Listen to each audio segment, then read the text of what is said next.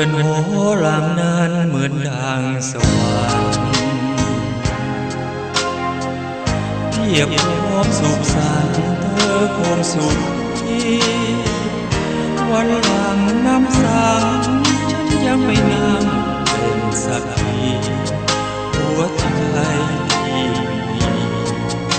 เหมือนมันหยุดเดิน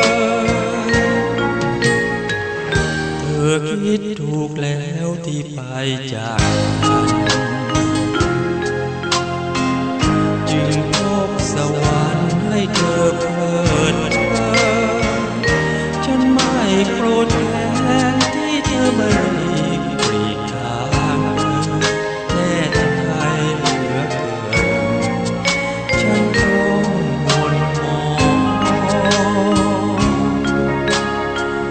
ฉันเองสิยังผิด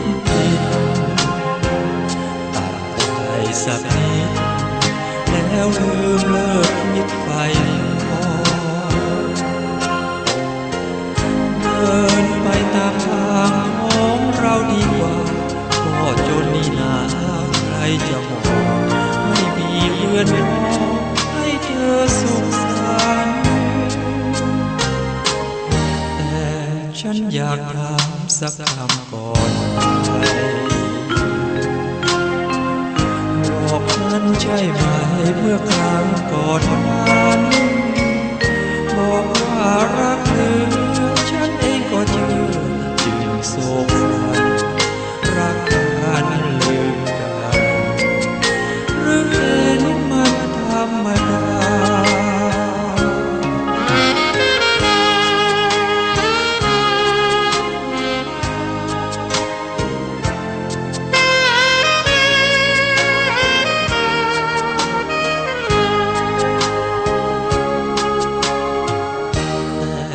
ฉันอยากถามสักคำก่อนไป